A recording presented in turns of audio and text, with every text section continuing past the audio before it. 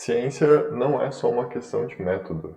Envolve vários fatores e muitos deles são fatores sociais. A ciência envolve também uma estrutura e uma estrutura que no Brasil tem lá suas características, suas peculiaridades. O objetivo dessa aula, então, é a gente conhecer um pouco dos bastidores sociais da ciência, ou melhor, sobre como a estrutura da ciência no Brasil funciona. A espinha dorsal da ciência é a graduação. É considerado que a graduação é a porta de início, é a porta de entrada para aqueles que estão se tornando, né, ou querem se tornar cientistas. A despeito de que a maioria das instituições formem profissionais voltados para o mercado de trabalho, em tese, todos aqueles profissionais que fazem um bacharelado, eles saíram da graduação, né, com uma boa formação naquilo que precisa para se tornarem cientistas.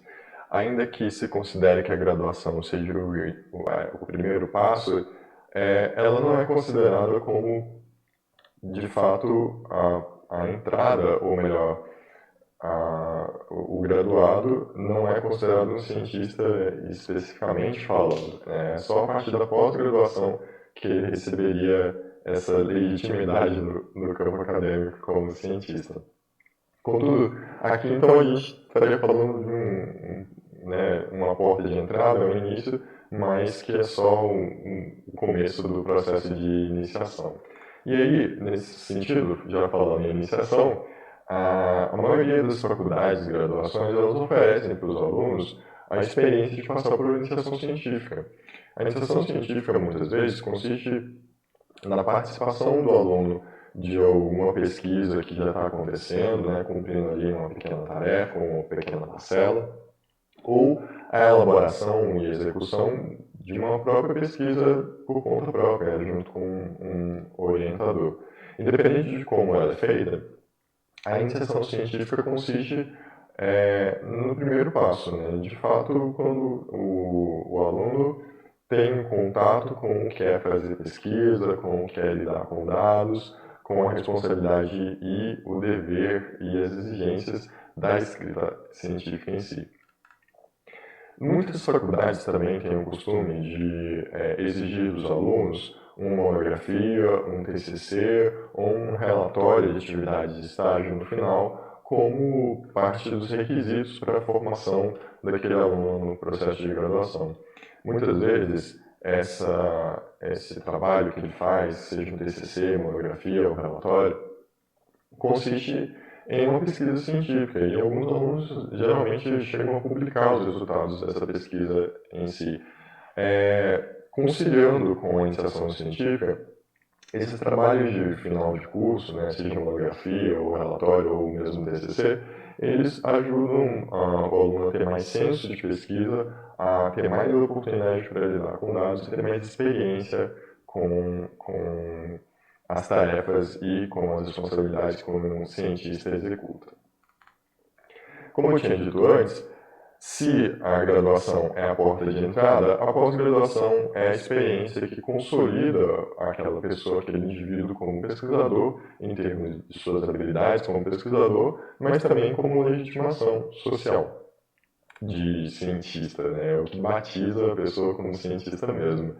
E nesse sentido, é preciso a gente entender que a graduação no Brasil, ela tem formas diferentes. Ela é caracterizada como graduação lato sensu ou graduação stricto sensu. Vamos dar uma olhada em cada um dos dois, mas a diferença, de maneira geral, é que as graduações lato sensu são voltadas para o mercado de trabalho, elas são graduações que envolvem um estudo mais abrangente na parte teórica e mais específico na parte de atuação profissional, enquanto que as graduações ou os programas de pós-graduação estrito sensu são mais voltados para a formação acadêmica, para a formação daquele profissional enquanto pesquisador, quanto cientista e quanto professor, né? Pessoa que difunde conhecimento. Dando uma olhada nas modalidades de graduação lato sensu, nós vamos perceber que existem as especializações, os MBA e as residências. As especializações são cursos de curta duração que podem envolver aí, geralmente de 1 ano a 3 anos, não tem um limite máximo de carga horária, mas que geralmente preparam aquele profissional, ajudando ele a se aprofundar em uma área de atuação. Geralmente elas envolvem alguma parte prática e muitas delas requerem um trabalho de conclusão de curso também como requisito para a formação, como título de especialista. Então, é importante lembrar isso. Quando a gente está falando sobre especialização, a gente está falando em um curso de uma duração relativamente curta, que tem como objetivo preparar o profissional para o mercado de trabalho, não necessariamente levá-lo a se tornar um cientista ou um pesquisador, ainda que na maioria das especializações o profissional precise desenvolver alguma pesquisa na forma de monografia, TCC ou relatório no final de curso.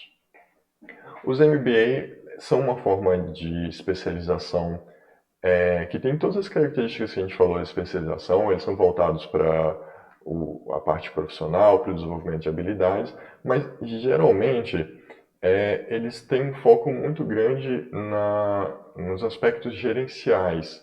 Os MBA eles surgem num aspecto empresarial, organizacional, mas com foco não só naquela pessoa desenvolver habilidades profissionais, mas desenvolver habilidades administrativas, habilidades de coordenação de equipe, de liderança e relacionados com a gerência de um negócio.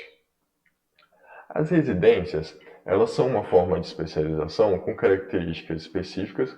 Geralmente elas têm uma carga horária, elas têm uma duração média, né, mediana, e a maioria das residências, se eu não me engano, tem duração de 2 anos. Mas diferente dos MBA e das especializações, as residências elas são muito mais focadas na parte prática. Geralmente o aluno de residência ele tem uma imersão no mercado de trabalho, na área que ele está atuando. Geralmente elas são focadas nas áreas de saúde, então a pessoa, o estudante vai para o hospital, vai para a casa de recuperação, vai para a clínica, fazer plantões ou semi-plantões de 12 horas, sendo que desse período de dedicação semanal, de 12 horas por dia, a residência eu acho bem pesada assim, de dedicação, você passa 80% desse tempo em atividades práticas, ou participando de atividades práticas, ajudando, atendendo, fazendo você mesmo aquilo, e 20% geralmente em partes teóricas, assistindo aulas, fazendo pesquisas, pesquisando, coletando dados, essas coisas. Ou seja, é diferente nesse sentido da especialização, que ainda assim, apesar de ter um foco na atuação profissional, tem uma carga horária de aulas muito maior do que uma carga horária de estágios.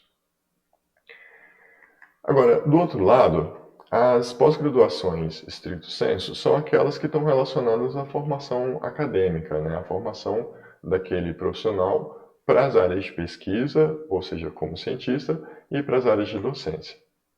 Aí a gente tem as pós-graduações estricto sensu do tipo mestrado, que tem uma duração mediana.